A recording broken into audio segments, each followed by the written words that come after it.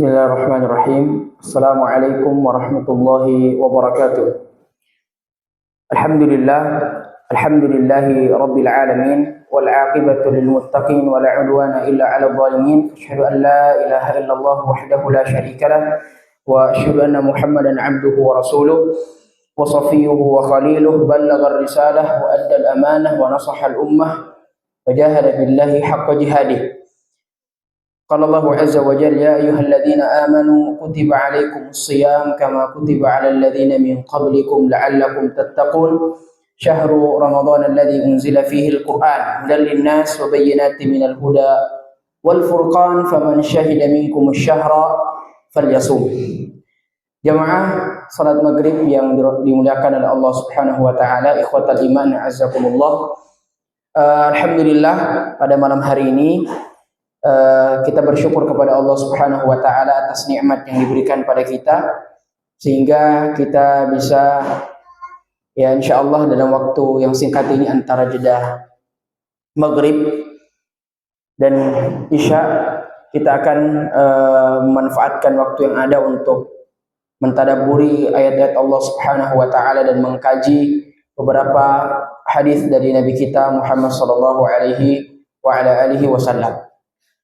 Ikhwatal iman azakumullah, kita bersyukur kepada Allah atas nikmat umur kita yang dipanjangkan oleh Allah Subhanahu wa taala, dan kita berdoa kepada Allah Subhanahu wa taala semoga Allah Subhanahu wa taala memanjangkan umur kita sampai kita bertemu dengan Ramadan, dan bukan hanya sekadar bertemu akan tetapi kita juga menjadi pemenang dari musabaqah dari perlombaan yang ada pada bulan Ramadan. Makanya Nabi Shallallahu Alaihi Wasallam memerintahkan kepada kita, bahkan para sahabat, para ulama, para orang terdahulu kita, mereka diriwayatkan bahwa 6 bulan bahkan setahun sebelum datangnya Ramadan, mereka telah banyak berdoa kepada Allah Subhanahu Wa Taala untuk disampaikan dan dimasukkan dan meraih keutamaan di bulan Ramadan. Apatah lagi kita di bulan Rajab, kita disunnahkan, ya dianjurkan untuk memperbanyak doa. Allahumma barik lana fi Rajab wa Sya'ban wa ballighna Ramadan. Dan di bulan Rajab yang sekarang kita pada bulan tersebut adalah bulan haram. Sebagaimana difirmankan oleh Allah Subhanahu wa taala dalam surat Taubah di ayat yang ke-36, Allah Subhanahu wa taala berfirman, "Inna iddatasy syuhuri 'indallahi 12 syahran fi kitabillahi yauma khalaqas samawati wal ard minha arba'atun hurum." Allah Subhanahu wa taala mengatakan dalam surat Taubah bahwa sesungguhnya bilangan bulan pada Islam, ya, atau bilangan bulan yang Allah Subhanahu wa taala ciptakan sejak yauma khalaqas samawati wal ard, sejak diciptakan bumi dan langit ini,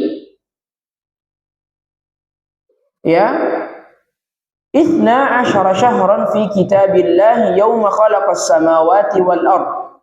Ada 12 bulan yang Allah Subhanahu wa taala ciptakan. Ada bilangannya, ada 12 bulan sejak diciptakan langit dan bumi. Minha arba'atun hurum. Sebelumnya juga di bulan Hijriyah atau di bulan Islam terdapat 12 bulan. Sebagaimana bulan Miladiyah. Tapi mana yang lebih dahulu? Mana yang terlebih dahulu muncul? Apakah bulan Hijriyah atau bulan Miladiyah atau bulan Masehi, kalender Masehi? Maka kita katakan yang paling awal muncul adalah bulan Hijriyah, bulan Allah Subhanahu wa taala. Maka hadirin bapak-bapak dan ibu-ibu, para jamaah, dari sini juga kita harus memotivasi keturunan kita. Atau kita menjadi guru agama misalnya, motivasi kepada murid-murid kita untuk menghafalkan juga bulan-bulan Islam.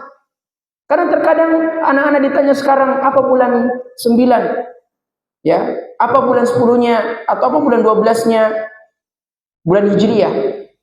Ya katakan Desember. Ini salah, ini belum bisa membedakan mana bulan Hijriyah dan mana bulan atau kalender Masehi. Kapan munculnya kalender Masehi ini? Kapan ditetapkan kalender Miladiyah? Kapan? Setelah wafatnya Nabi Isa alaihi salatu wassalam. Jadi yang seperti ini kita harus kembali tekankan kepada orang-orang yang di sekitar kita, baik dia anak kita atau ya murid-murid kita. Ada 12 bulan. Muharram, Safar, Rabiul Awal, Rabiul Akhir, Jumadal Ula, Jumadal Akhirah, ya, dan Rajab, Sya'ban, kemudian Ramadan, kemudian Syawal, kemudian Dzulqa'dah, kemudian Dzulhijjah. Ini harus kita hafal ini baik-baik. Maka Allah Subhanahu wa taala mengatakan, "12 syahran", 12 bulan. Minha arba'atun hurum. Dan di antara 12 bulan ini Allah Subhanahu wa taala mengkhususkan 4 bulan di dalamnya. Atau bahasa syariat kita, Allah Subhanahu wa taala mengharamkan 4 bulan tersebut di antara 12 bulan. Nabi sallallahu alaihi wasallam bersabda dalam hadis yang sahih, "Az-zaman qad istadara ka hay'atihi yawma khalaqa as-samawati wal ard." Zaman itu, waktu itu berputar sejak diciptakannya langit dan bumi. Ya, az-zaman qad istadara yawma khalaqa as-samawati wal ardi was-sanatu 12 syahran. Dan 1 tahun ada 12 bulan. Dalam 1 tahun ada 12 bulan. Kalau kita lihat dari hadis, dari ayat, juga sama persis dengan apa yang Allah Subhanahu wa taala sebutkan. Maka inilah fungsi hadis.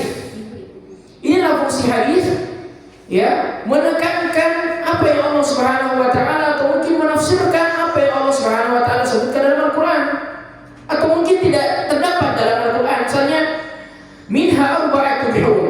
Dalam Al-Qur'an Allah Subhanahu wa taala tidak menyebutkan apa bulan 4 bulan tersebut.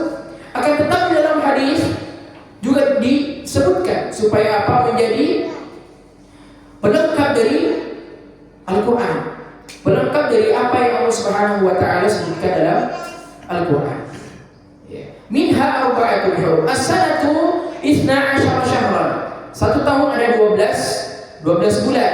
Thalathatun mutawaliyatun, ada 3 bulan yang berurutan, yang datangnya berurutan di 4 bulan tersebut. Dzulhijjah, Dzulqa'dah, wa Dzulhijjah, wa Muharram. Dzulqa'dah ini bulan berapa? Bulan 11. Dzulhijjah bulan 12. Kita mungkin bulan 11 November, 12 Desember. Bulan 1 Muharram, Januari. Jadi supaya kita mungkin bisa cepat menyesuaikan. Wa Rajabun Mudhar alladhi baina Jumadal Ula wa Sya'ban. Dan datang setelahnya Rajab di pertengahan, ya, yang terpisah dari 3 bulan yang datang secara berurutan, baina Jumadal Ula wa Sya'ban, yang diawali dengan Jumadal Ula, kemudian setelahnya ada Sya'ban. Maka di bulan Rajab ini, jamaah sekalian yang dirahmati Allah Subhanahu wa taala, juga termasuk bulan-bulan diharamkan oleh Allah Subhanahu wa taala. Sekarang apa makna haram? Apa tafsiran minha arba'atun hurum? Hurum, apa tafsirannya? Allah Subhanahu wa taala menekankan setelah kalimat tersebut. Apa kata Allah? Fala tadlimu fihinna anfusakum. Jangan kalian menzalimi diri kalian, ya, jiwa-jiwa kalian. Fihinna, hinna kembali kepada dhamir arba'atun hurum, di 4 bulan tersebut. Fala tadlimu fihinna anfusakum. Apa makna? Kenapa dikatakan fala tadlimu fihinna? Jangan kalian menzalimi diri kalian. Karena terkadang orang-orang, ya, mereka sudah mengetahui tentang sebuah perkara, sebuah amalan, ya, dia telah mengetahui apa kalau sebuah ini, apakah berdosa atau tidak, apakah mendatangkan berkah atau tidak. Terkadang kita mengetahui hal tersebut, akan tetapi karena godaan syaitan yang kuat, ya, menggoda kita untuk melakukan maksiat tersebut, ya, menggoda kita untuk melakukan maksiat tersebut. Dan ingat bahwa orang yang berilmu, orang yang sudah belajar, godaan syaitan semakin kuat kepada mereka dibandingkan mereka yang tidak berilmu. Jadi sekali lagi, godaan syaitan kepada orang-orang yang sudah belajar, sudah ngaji, sudah tarbiyah, sudah belajar ilmu agama lebih kuat daripada mereka yang belum berilmu. Ya. Makanya ganjaran yang mereka dapatkan kepada orang-orang yang melakukan ittiba, melakukan amalan, orang-orang yang sudah berilmu dan orang-orang yang berilmu, orang yang tidak berilmu, beda ganjarannya. Ya, maka sepatutnya kita yang berilmu lebih duluan dalam melakukan amalan dan lebih bersemangat dalam melakukan amalan soleh. Fala tadlimu fihinna anfusakum. Jangan kalian menzalimi diri kalian. Menzalimi dengan apa? Dengan kita berbuat dosa di 4 bulan tersebut. Makanya kata Allah Subhanahu wa taala ketika menggolongkan orang-orang yang bersama dengan Al-Qur'an, apa kata Allah dalam surah Fatir? "Tsumma awrasna al-kitaba alladziina istafaina min 'ibadina." Sesungguhnya kami mewarisi Alkitab, Al-Qur'an Karim kepada orang-orang yang telah kami pilih. Faminhum dhalimun li nafsihi wa minhum muqtasid wa minhum sabiqun bil khairat. Di antaranya adalah faminhum dhalimun li nafsihi. Tahu dengan ayat tersebut, mereka hafal dengan ayat tersebut, mereka sering pelajari ayat tersebut, akan tetapi ternyata mereka orang yang pertama yang melanggar apa yang Allah katakan dalam ayat yang mereka hafalkan. Itu dikatakan tafsiran faminhum dhalimun li nafsihi. Sekarang apa makna minha arba'atul hurum? Apa kata hurum ini? Dalam tafsir Jalalain disebutkan bahwa hurum dikatakan bahwa apa makna haram itu? Artinya ketika seorang hamba melakukan dosa di 4 bulan tersebut, maka dosanya akan dilipat gandakan. Dan sebaliknya, seorang hamba melakukan ketaatan dan kebaikan kepada Allah Subhanahu wa taala di 4 bulan tersebut, maka diganjar dengan pahala yang berlipat ganda. Itulah makna minha arba'atun hurum.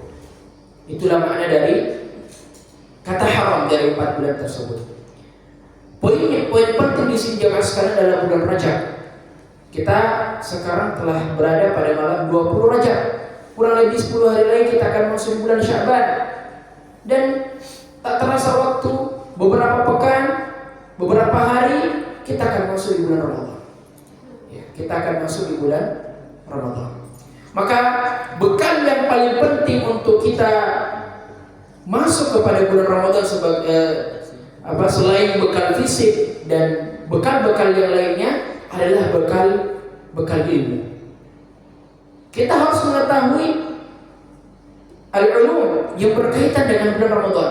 Sebagaimana ketika kita ingin bekerja, sebagaimana ketika kita ingin melakukan suatu hal, maka terlebih dahulu harus kita tahu apa ilmu di balik tersebut. Apa ilmu yang harus kita ketahui untuk mendapatkan sesuatu yang kita ingin cari, sesuatu yang kita inginkan. Dan Ramadan, jemaah sekalian yang dirahmati Allah Subhanahu wa taala, adalah musim kebaikan. Adalah satu musim yang dimana Allah Subhanahu wa taala mengkhususkan dengannya untuk kita para hambanya senantiasa melakukan ibadah kepada Allah Subhanahu wa taala. Coba kita lihat, bulan Ramadan itu pasti amalan soleh wajib dilakukan. Subhanallah, puasa siang harinya atau di dini harinya, malam harinya kita qiyamul lail, salat tarawih, ya. Kemudian itu subuhnya kita sahur. Ya, kita sahur, ya, kita sholat tahajud, sholat witir, sahur, kemudian setelah itu sholat subuh, ya, kemudian siang harinya kita berpuasa, menahan lapar dan dahaga, menahan hawa nafsu, menahan segala apa yang Allah Subhanahu wa taala larang untuk kita lakukan. Kemudian nanti malamnya kita berbuka puasa, ya, berbuka puasa, dan juga ada amalan-amalan yang disunahkan kepada kita ketika kita berbuka puasa. Kemudian setelahnya ada amalan-amalan. Jadi memang satu hari full tersebut hanya ibadah yang kita lakukan kepada Allah Subhanahu wa taala. Hanya ibadah, hanya ketaatan terus yang kita lakukan sampai detik terakhir. Ya.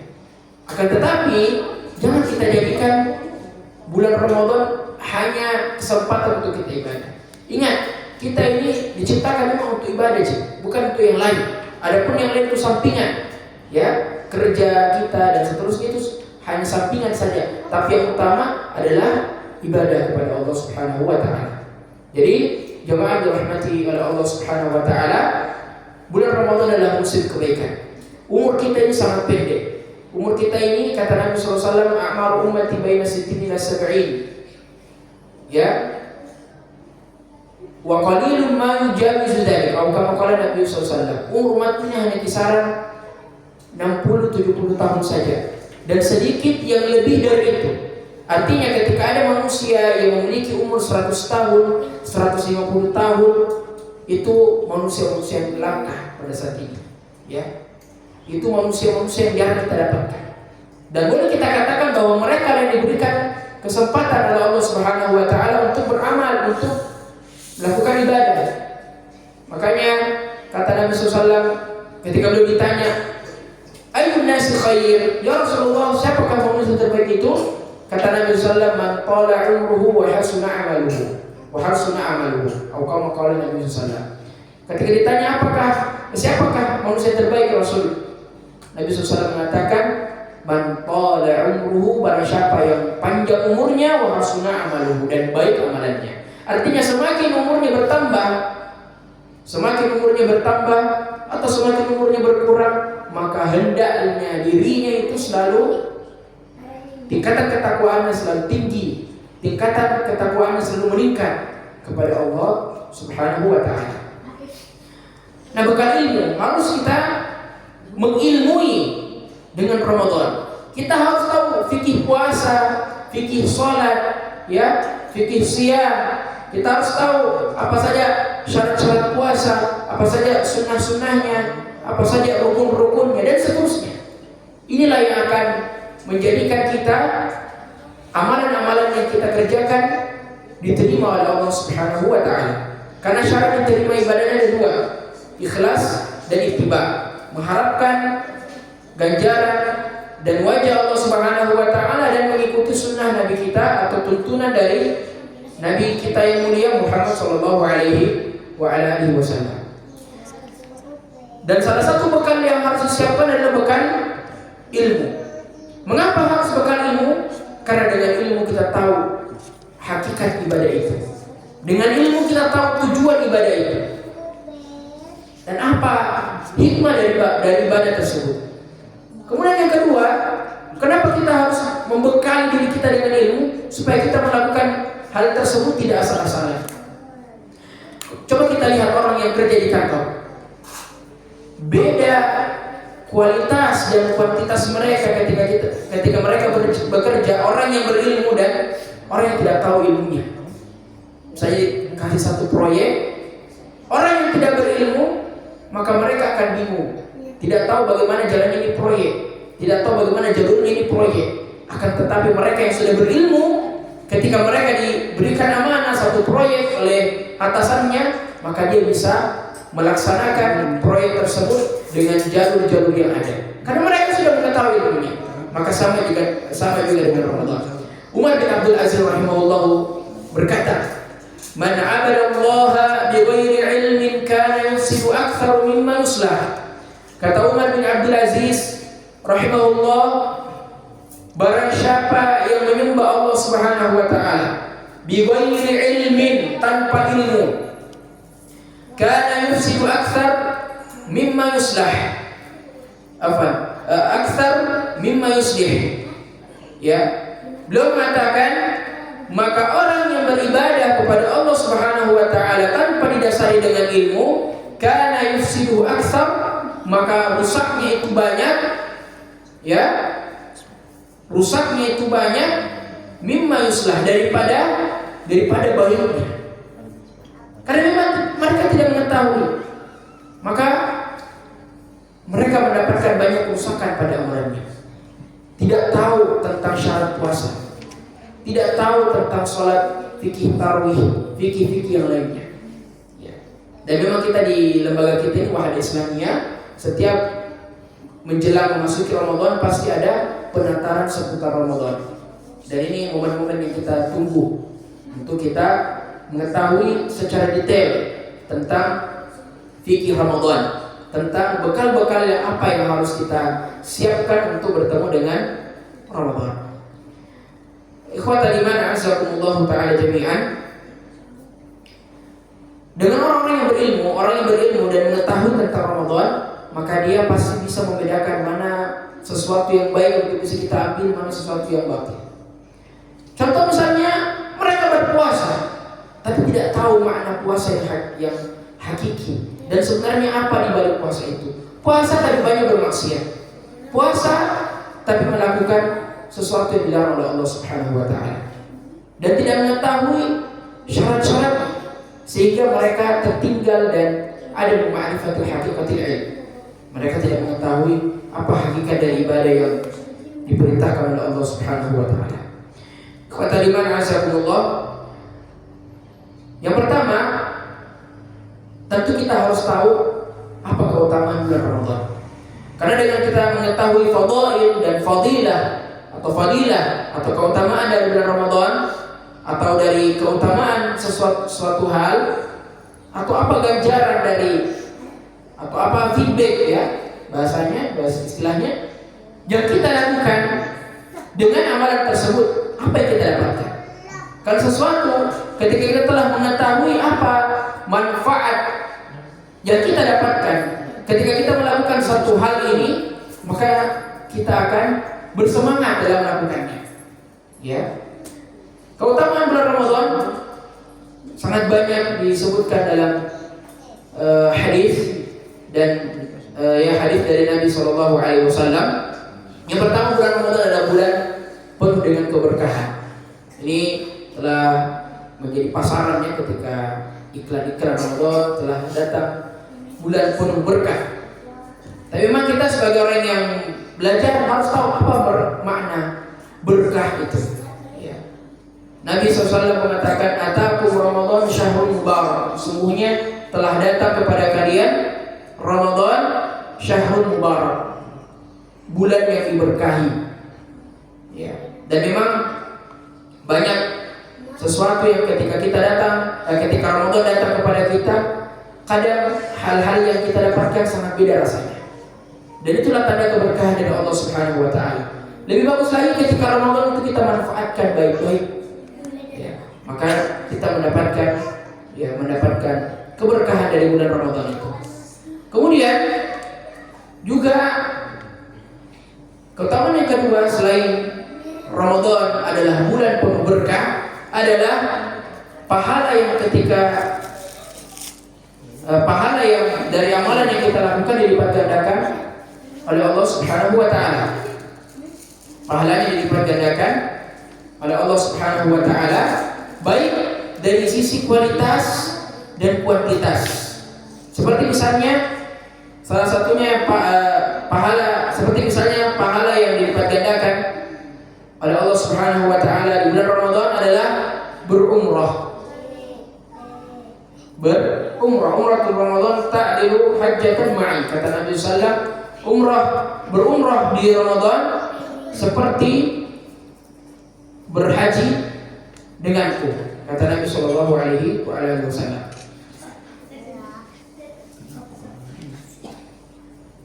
Umrah di bulan Ramadan. Kemudian yang kedua, selain amalan yang tadi kita sebutkan, berumrah di bulan Ramadan sama ganjarannya dengan berhaji bersama Nabi SAW. Juga di bulan Ramadan ada malam Lailatul Qadar. Lailatul Qadri khairun min alfi syahr. Ya, Lailatul Qadar khairun min alfi syahr. Yang dimana dikatakan malam itu lebih baik daripada 1000 bulan. 1000 bulan kalau tidak salah sama dengan 80 tahun. Dan disebutkan jemaah sekalian, ketika seorang hamba mendapati malam Lailatul Qadar, dan memang sebagaimana kita ketahui malam Lailatul Qadar itu turun di malam-malam ganjil, ya, 21, 23, 25, ya, 27, ya, 29 dan seterusnya. Akan tetapi Memang disebutkan dalam hadis yang sahih bahwa Lailatul Qadar itu turun di malam-malam ganjil. Tapi hendaknya kita yang sudah menuntut ilmu, sudah belajar dan mengetahui fadilah amalan, kita harus juga tahu bahwa kita ini harus selalu di tiap malamnya.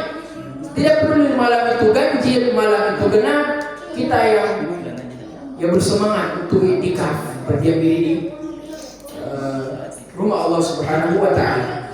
Ya, beriktikaf wa antum aqifuna fil masajid, kata Allah Subhanahu wa taala, dan kalian berdiam diri tinggal di masjid-masjid Allah Subhanahu wa taala. Dan berkaitan dengan iktikaf, ya berkaitan dengan iktikaf ini ya mungkin perlu diperbaiki ya, bahwa iktikaf bukan hanya sekadar kita tinggal di masjid kemudian istirahat baring-baring, nanti bangun, nanti masuk waktu sholat malam kita bangun. Tidak, karena terkadang kita mendapatkan ya, kami beberapa masjid di Makassar mendapati kegiatan iktikaf itu jam-jam 10, jam-jam 11, jam 12 semua tidur. Gak ada ngaji, gak ada yang zikir. Padahal disitulah kita tunggu, kita mengharapkan kedatangan Lailatul Qadar di detik-detik tersebut.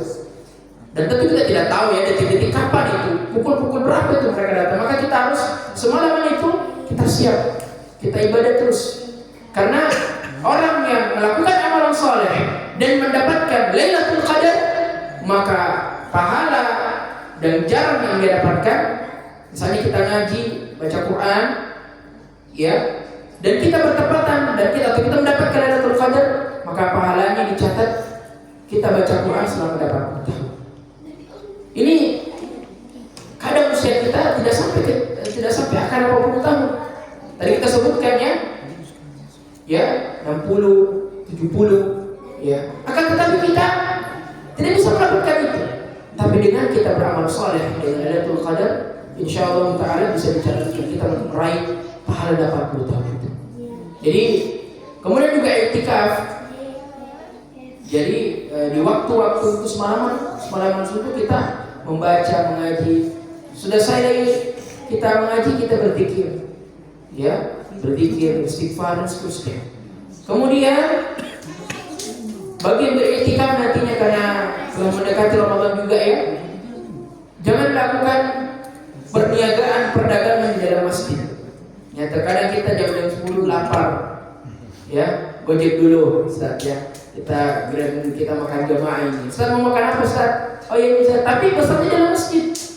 Ini nggak boleh, ya. Kemudian juga misalnya dia iktikaf, terjadi kebakaran, misalnya ya dekat 1 meter dari sini, kebakaran. Dia iktikaf jangan keluar di situ juga. Atau misalnya dia iktikaf tapi ada sesuatu yang mengundang kita untuk datang di situ, keramaian, misalnya datang ke bapak ini misalnya. Kita iktikaf jangan jalan ke sana, tetap kita di masjid. Karena jangan sampai dengan kita keluar membatalkan iktikaf kita. Jadi kita kembali mentaki tentang ya perdagangan jual beli, ya, baik menjual ataupun membeli. Misalnya apatah lagi ya, sekarang kan sudah ada OVO, sudah ada GoPay, ya. Seperti ini sama, kita transaksi. Karena itu dari kalau kita bahas dalam fikih, dia masuk dalam bab al-wakalah, perwakilan, ya, perwakilan. Kita mewakili uang kita ini dengan si OVO itu, OVO yang bayar kepada pihak restoran atau pihak penjualnya. Jadi sama kalau kita seperti ini, iktikaf, pesan GrabFood, apalagi pakai OVO, ya jangan keluar dulu situ, misalnya beberapa kita pesan baru. Nanti setelah datang ya kita ambil. Jadi yang seperti ini kita harus betul-betul mungkin ya dengan yang berkualitas pemahaman kita dengan itu. Jamaah yang dirahmati Allah Subhanahu wa taala. Kemudian juga amalan yang dilipat gandakan di bulan Ramadan, tadi kita sebutkan ada umrah. Ibadah umrah karena setara dengan berhaji bersama Nabi sallallahu alaihi wasallam. Kemudian di malam Lailatul Qadar. Kemudian yang selanjutnya adalah memperbanyak infak di bulan Ramadan. Makanya kita jadi perintahkan usahakan untuk memperbanyak infak, bahkan jumlah infak kita harus banyak-banyakkan nanti ya, kita tinggikan sedikit ya, di bulan Ramadan.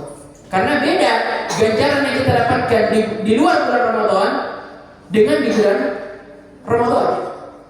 Misalnya kita sering berinfak misalnya 5.000 misalnya, atau paling tinggi mungkin 10.000, maka di bulan Ramadan kita tambah 30-50.000, atau mungkin langsung kita kasih makan orang yang berpuasa, karena pahalanya kan sama dengan kita mendapatkan pahala berpuasa tanpa mengurangi pahalanya. Ya, sebenarnya di bulan Ramadan jemaah sekalian banyak wasilah-wasilah perantara-perantara untuk kita bersedekah. Misalnya masjid butuh karpet, ya, apalagi biasanya waktu-waktu begini kadang-kadang masjid sudah promosi, siapa yang open donasi ceritanya, siapa mau melengkapi kebutuhan AC di masjid kita, kebutuhan karpet di masjid kita untuk Ramadannya. Inilah salah satu pintu yang Allah Subhanahu wa taala bukakan kepada kita untuk menginfakkan harta kita. Apatah lagi nanti dipakai bulan Ramadan ini amal jariah. Fiha ainun jariyah. Jariyah itu air yang mengalir, artinya tidak pernah terputus. Jalan terus itu amalan. Selama orang pakai untuk kebaikan, selama orang itu pakai untuk ibadah, maka insya Allah ibadah kita, pahala kita tetap mengalir sisi Allah Subhanahu wa taala. Makanya Abdullah bin Abbas radhiyallahu taala anhu menuturkan bahwa kana an-nabiy sallallahu alaihi wasallam ajwadun nas wa kana ajwadu ma yakunu fi Ramadan. Nabi sallallahu alaihi wasallam adalah orang yang paling dermawan, suka ngasih, suka sedekah, suka traktir, suka ini, ya. Wa kana ajwadu ma yakunu fi Ramadan. Akan tetapi ketika telah masuk Ramadan, maka kedermawanannya lebih tinggi, ya. Maka puncak kedermawanan beliau itu pada bulan Ramadan, ya. Karena sekali lagi bahwa ibadah yang kita lakukan di luar bulan Ramadan, kualitas pahala yang kita dapatkan beda ketika kita melakukannya di bulan Ramadan. Zikir misalnya, ya, infak, umrah, bahkan ya tadris, ta'lim, yang kita ya menunjukkan kebaikan kepada manusia. Ini semua pahala yang kualitasnya beda ketika kita lakukan di bulan Ramadan. Kemudian kemudian yang selanjutnya, salah satu ibadah yang memang kita diperintahkan untuk lakukan di bulan Ramadan adalah berpuasa. Kalau kita ditanya, kadang dai menyampaikan ayat tentang berpuasa Ramadan, kutiba alaikumus syiyam kama kutiba alal ladzina min qablikum la'allakum tattaqun. Telah diwajibkan kepada kalian berpuasa sebagaimana orang-orang terdahulu dari kalian, ya. Ini ada keliru, karena ini ayat kewajiban berpuasa secara umum. Akan tetapi secara nas, secara teks, mana yang menyebutkan ayat tentang kita diwajibkan untuk berpuasa, bahkan ketika masuk Ramadan, disitulah waktu kita berpuasa. Allah Subhanahu wa taala menyebutkan di ayat selanjutnya, Syahrul Ramadan alladzi unzila fihi al-Qur'an. Bulan Ramadan adalah bulan diturunkannya Al-Qur'an.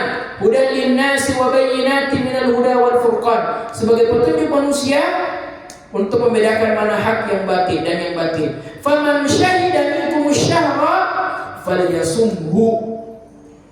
Kata Allah, faman syahida. Makanya ini kalau kita mau lihat bulan, ya harus metode hilal, langsung melihat bulan tersebut. Dan alhamdulillah kita di Wahda Islamiyah sudah ada komisi ru'yah falakiyah, ya kalau tidak salah. Tadi pada bisa siapa pernah itu. Kalau di Makassar, oh, masya Allah. Oh kita nih. Ustaz, kalau di Makassar Ustaz sudah jadi kosim. Iya, sama beliau. Oh, masya Allah. Alhamdulillah. Yaitu harus dilihat. Faman syahida minkum asyhar kembali kepada Ramadan, syahrul Ramadan. Falyasumhu, maka berpuasalah. Jadi inilah dalil yang menegaskan bahwa di bulan Ramadan kita berpuasa. Kapan kita berpuasa? Ya, kapan kita berpuasa? Ketika hilalnya terlihat. Dan insya Allah akan ada pembahasan khusus untuk masalah ini. Bagaimana kalau misalnya mendung saja, ya dilihat bagaimana penentuannya, itu ada pembahasan tersendirinya. Ibadah puasa, falyasumhu, berpuasalah. Ibadah puasa adalah ibadah khusus bagi Allah Subhanahu wa taala. Makanya Nabi sallallahu alaihi wasallam bersabda dalam Allah Subhanahu wa taala berfirman dalam hadis qudsinya, beliau mengatakan sallallahu alaihi wasallam, kullu amalin bani Adam lahu, setiap amalan yang dilakukan oleh keturunan Adam kembali kepadanya, illa siyam, kecuali puasa, fa innahu li wa ana ajzi bihi, karena puasa itu untukku dan wa ana ajzi bihi, dan saya akan balas puasa itu.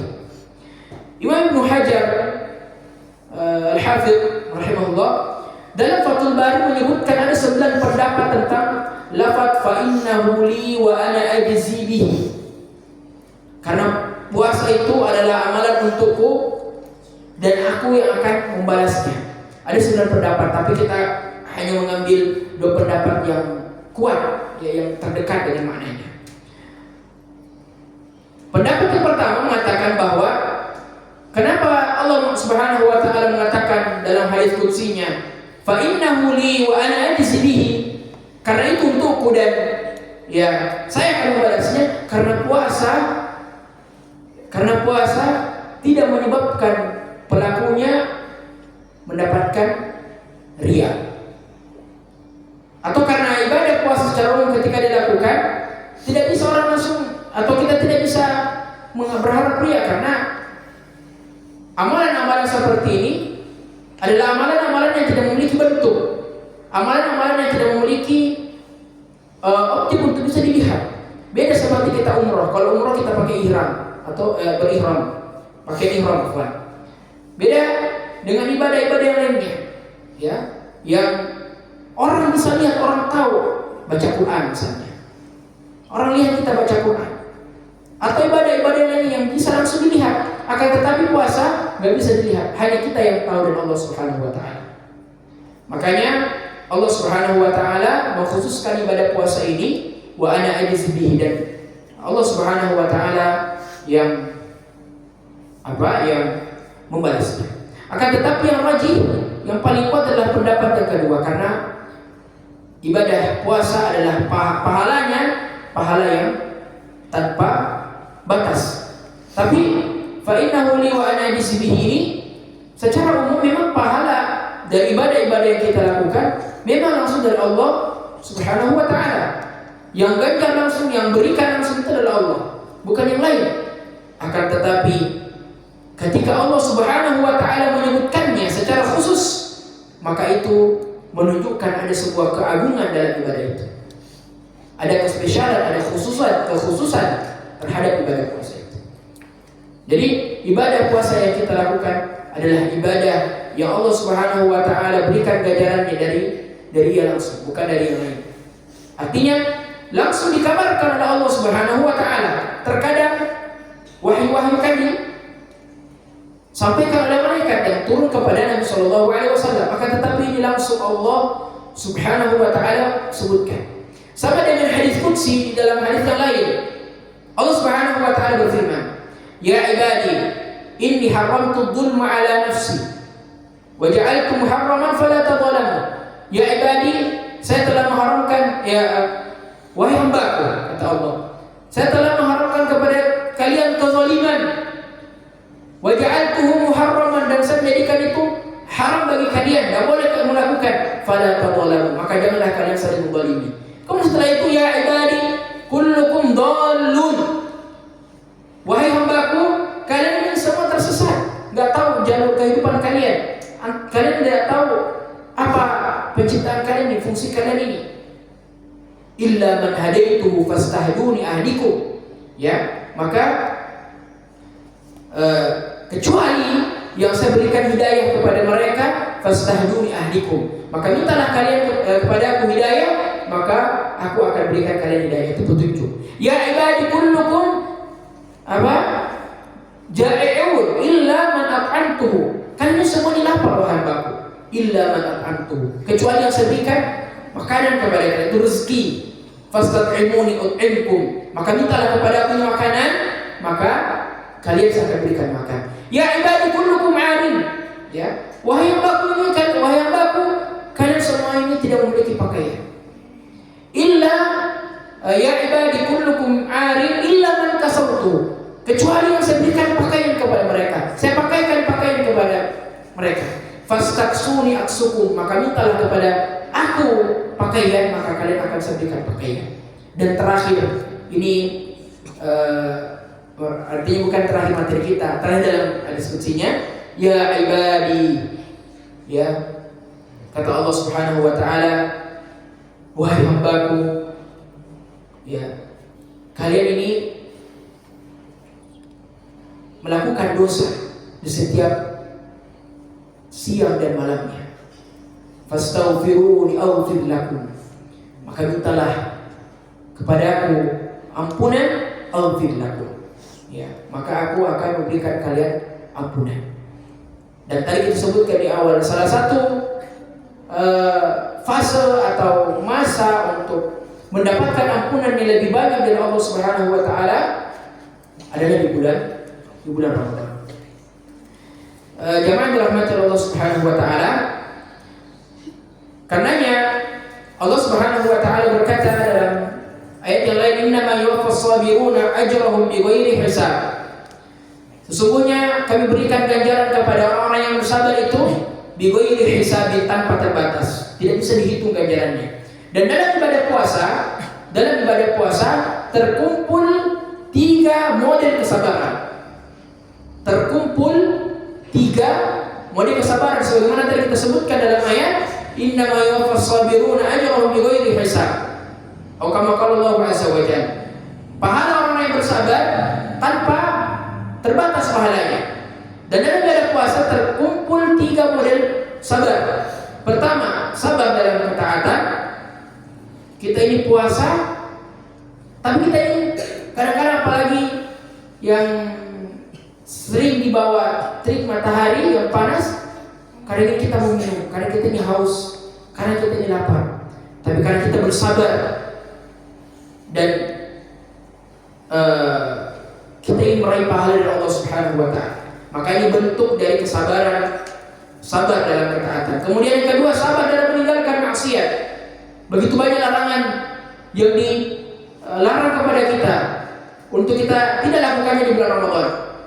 Seperti misalnya maksiat, ya, menjaga hawa nafsu bagi suami istri, ya, menjaga hawa nafsu dan seterusnya. Ini menunjukkan dia termasuk dalam sabar dalam meninggalkan maksiat.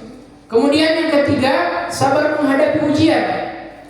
Ya, kadang orang-orang yang tidak memiliki penghidupan yang banyak, artinya tidak memiliki materi, ini menjadi ujian bagi mereka karena tidak makan pagi, tidak makan siang, tidak makan malam, bahkan tidak pernah makan selama 5 hari. Ini kan ujian bagi mereka. Nah, kita ingin juga merasakan itu ujian mereka. Maka kita sabar dalam menghadapi ujian. Inilah khususan dari ibadah puasa. Kemudian selanjutnya, ibadah puasa adalah kafarah, pengganti. Kata Nabi SAW, as-salawatul khamsi, al-umratu ila al-umrah, Ramadan ila Ramadan, mukaffaratun ma bainahunna. Mukaffaratun ma bainahunna. Salat 5 waktu, kemudian umrah kepada umrah, umrah ke umrah, kemudian Ramadan ke Ramadan, ya, adalah kafarat ma bainahunna. Kemudian disebutkan dalam riwayat yang lain, fitnatur rajulu fi ahlihi wa janihi wa malihi tukaffiru as-salat was-siyam was-sadaqah. Cobaan kepada seseorang fi ahlihi, di keluarganya, wa janihi wa malihi, keluarga misalnya kita terkadang punya problem kepada anak dan istri dan secara umum kepada keluarga kita.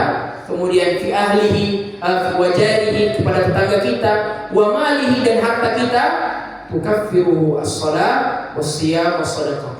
Maka menjadi kafarat itu semua itu untuk menggugurkan dosa-dosa kita. Ya, mungkin ada dosa kepada orang tua kita, keluarga kita, tetangga kita, dan dosa-dosa yang kita lakukan karena disebabkan karena harta kita, maka ibadah puasa menjadi kafarat bagi semuanya. Kemudian di bulan Ramadan juga, ya, salah satu keutamaannya adalah dibukakan pintu surga, ditutupnya pintu neraka, dan wasufidati syayatin, dibelenggu syaitan. Ini terkadang orang bertanya, ini kalau di bulan Ramadan katanya syaitan dibelenggu, tapi kenapa masih banyak orang maksiat? Nabi SAW bersabda, "Qad ja'akum Ramadan, telah datang kepada kalian Ramadan. Futihat abwabul jannah, telah dibukakan kalian pintu-pintu surga. Wa ghulqat abwabun nar, dan ditutup pintu-pintu neraka. Wa sufidati syayatin, dan syaitan-syaitan itu dibelenggu." Tapi kok masih ada maksiat di bulan Ramadan? Tidak puasa, melakukan hubungan-hubungan yang terlarang, melakukan mukhalafah, ya, pelanggaran-pelanggaran syariat di bulan Ramadan.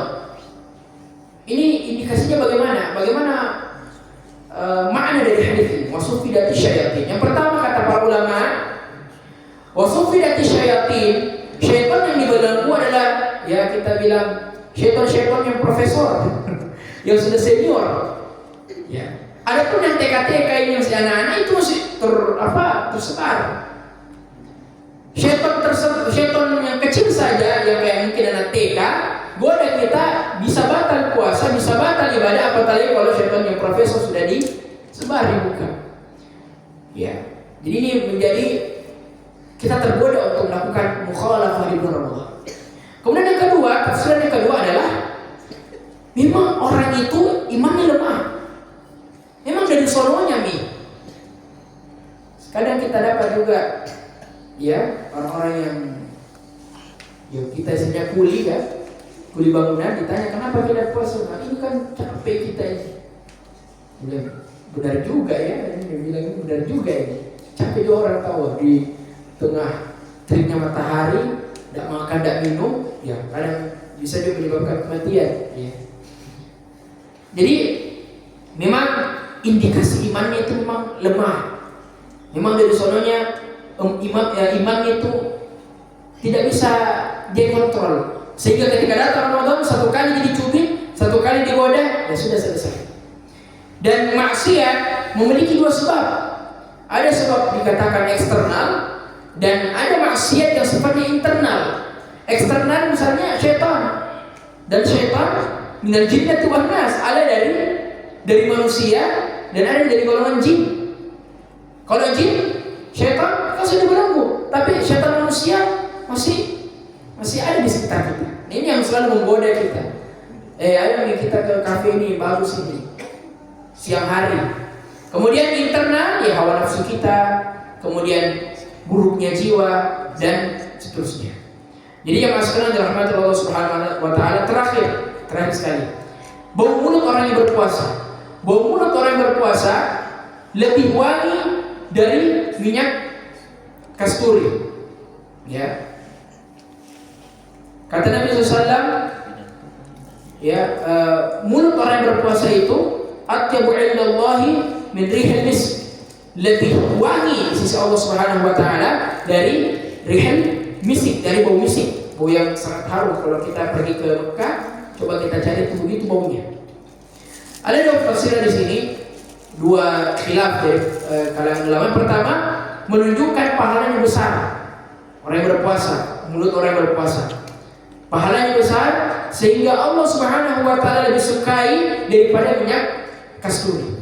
Kemudian yang kedua, balasannya nanti artinya dimaksudkan atyabu indallahi min rihil misk, lebih wangi di sisi Allah Subhanahu wa taala ketika di akhirat, ketika mereka dibangkitkan.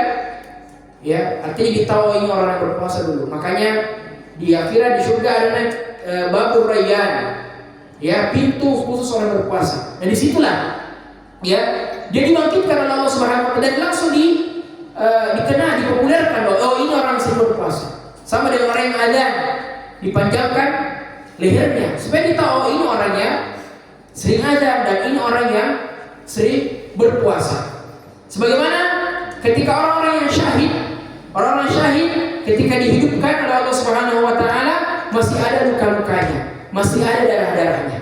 Bahkan kalau kita darah itu kan bau, ya, darah itu memiliki bau yang sangat busuk. Akan tetapi kata Nabi SAW, al-launu launu dam wa rihu rihul misk. Darahnya warnanya memang warna darah, warna darah. Akan tetapi warihu wa rihuhu rihul misk, dan aromanya, baunya seperti misk, seperti bau misik, bau parfum. Nah, ini ganjaran bagi mereka yang berpuasa. Karena kita tahu bagaimana itu bau mulut orang berpuasa secara langsung ya. Akan tetapi di sisi Allah Subhanahu wa taala mereka diganjar ya dengan bau mulut mereka itu seperti minyak kasturi. Jazakumullah khairan, mungkin hanya ini bisa kami sampaikan. Demikian yang bisa kami sampaikan. Kurang lebihnya mohon dimaafkan. Hadanallahu wa iyyakum ajma'in. Subhanakallahumma bihamdika nasyhadu an la ilaha illa anta nastaghfiruka wa natubu ilaik. Assalamualaikum warahmatullahi wabarakatuh.